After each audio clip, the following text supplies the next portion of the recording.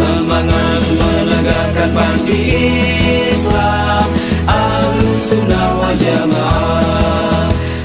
23-25 Desember mendatang akan diadakan Muktamar NU ke-34. Muktamar ini akan menjadi penentu ketum PBNU yang baru. Sejumlah nama sebagai kandidat pun muncul, di antara Ketua PWNU Jatim Marzuki Mustamar, Ketua MUI Jatim Hasan Mutawakil Alalah, Ketum PBNU Inkumben Said Akhil Siraj, Kiai Muda asal Rembang, Bahauddin Nur Salim alias Gus Baha, dan Katib Am PBNU Yahya Khalil Stakuf. Konstelasi 5 nama yang berkembang mewakili rivalitas Mekah versus Mesir, Palestina versus Israel, tradisionalis versus modernis maupun PWNU versus MUI. Mengapa demikian? Pertama, Marzuki Mustamar, Ketua PWNU Jatim ini merupakan keturunan dari Kiai Mustamar dan Nyai Siti Jainab, yang merupakan alumni IAIN Malang serta nyantri kepada Ki Haji Ahmad Duki Mahfudz di Ponpes Nurul Huda Mergosono. Dari sini dapat disimpulkan Marzuki Mustamar merupakan faksi tradisionalis Blitar serta poros IAIN PWNU Jatim. Kedua, Hasan Mutawakil Alalah, seorang kiai senior asal Jatim, lulusan Al-Azhar Mesir dan pernah nyantri di Ponpes di Rembang, Jateng. Kini yang menjabat Ketua MUI Jatim 2020-2025. Ketiga, Ketum PBNU Said Akhil Siraj, Ketum PBNU yang terpilih 2 kali Muktamar, yang merupakan alumni Universitas King Abdul Aziz dan melanjutkan master dan doktor di Universitas Ummul Al-Qura Mekah. Ia merupakan tokoh NU yang menentang keras Israel di konflik Timur Tengah, sehingga dapat disimpulkan Said Akhil merupakan poros Mekah Palestina asal Jabar. Keempat, Kiai Muda asal Rembang, Gus Baha. Ia salah satu faksi tradisionalis Rembang dan merupakan salah satu murid dari Kiai Maimun Subair. Kelima, Katib Am PBNU Yahya Khalil Stakuf. Ia merupakan anak dari tokoh NU Kiai Haji Muhammad Khalil Bisri. Ia mengenyam pendidikan di pesantren dan UGM. Kerap menjadi pembicara internasional di luar negeri, menunjukkan Gus Yahya mewakili faksi modern Rembang dan poros Mekah Israel, serta menyuarakan perdamaian Israel-Palestina. Rivalitas yang terbentuk dari kelima nama tersebut menunjukkan adanya rivalitas Mekah versus Mesir maupun Palestina versus Israel. Rivalitas ini menandakan faktor pemilu Palestina akan berdampak besar pada arah bursa ketum PBNU baru maupun haluan blok NU ke depannya terkait polemik status teroris TPNPB.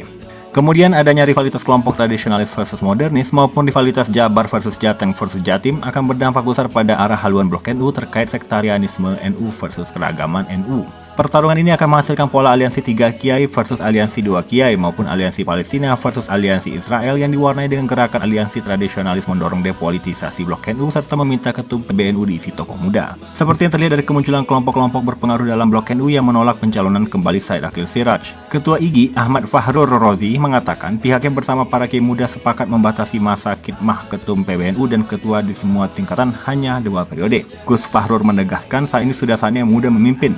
Selain itu, soal depolitisasi NU juga diinginkan banyak kiai, contoh oleh kiai-kiai pesantren Tebu Ireng. Kemunculan desakan depolitisasi NU merupakan hal yang wajar mengingat Pilpres 2014 dan 2019 telah menyikap betapa busuknya para kiai menjual suara ganda kepada Jokowi maupun Prabowo. Kelompok tradisionalis NU yang mendorong depolitisasi NU untuk fokus pada keagamaan menjadi upaya resolusi damai pihak NU atas para kiai politik yang telah menggeser kitah NU. Depolitisasi NU juga menjadi peluang meleburnya haluan baru tradisionalis Aswaja dan skema perdamaian Israel-Palestina. Sedangkan penguatan blok politik NU yang mendukung perang serta pertumpahan darah di Palestina-Israel sebenarnya sedang mengarah pada peleburan haluan jihad Hashim Asy'ari dan kepentingan politik praktis NU dalam rangka memainkan jual beli agama demi kepentingan politik. Berdasarkan analisa tersebut, pertarungan final bursa ketum PBNU nantinya akan mengarah pada rivalitas antara Said Akhil Siraj sebagai perwakilan faksi pendukung politisasi NU dan pro-Palestina versus Yahya Khalil Stakuf sebagai perwakilan faksi pendukung depolitisasi NU dan pro-Israel. Upaya NU ingin kembali ke kitah memang tak mudah karena banyak pihak yang menginginkan NU tetap berpolitik praktis, sehingga arah depolitisasi NU hanya dapat dilakukan bertahap dengan menempatkan ketum NU yang dapat mencegah pergerakan blok politik NU yang masih terus mendorong peperangan di Palestina. Mengapa isu Palestina acap kali dijual blok politik NU untuk kepentingannya? Apakah karena Palestina yang mengakui kemerdekaan Indonesia? Padahal jika kita melihat kekuatan politik yang menyebabkan posisi Indonesia semakin kuat justru terjadi setelah Vatikan mengakui kemerdekaan RI pada 1947 silam. Pengakuan Vatikan menandakan negara-negara yang mayoritas penduduknya beragama Katolik perlahan mengakui kedaulatan Indonesia. Kemudian pengakuan Vatikan menandakan Katolik Roma tidak mendukung Nika yang dibentuk Belanda pasca tunduk dari Jepang. Pengakuan Mesir pada kemerdekaan Indonesia tidak membuat Belanda gusar. Justru pengakuan Vatikan pada kemerdekaan RI membuat Belanda ketar-ketir karena akan membuat kemerdekaan Indonesia mendapat dukungan dari aliansi negara-negara Katolik Roma. Dukungan dari Vatikan dan aliansi negara-negara Katolik Roma membuat Indonesia selangkah mendapat pengakuan kedaulatan yang sah dalam hukum internasional. Dari fakta tersebut, bukankah seharusnya kelompok yang mengeluh-elukan Palestina ataupun Mesir atas kemerdekaan RI juga seharusnya mengakui peran besar Vatikan? Namun, kini nama Vatikan seolah tenggelam sebagai faktor vital dalam kemerdekaan Indonesia yang diakui internasional. Kalau mengaku paling beragam, kenapa enggan akui eksistensi peran agama lain dalam kemerdekaan Indonesia? Mau jadikan Indonesia negara Islam?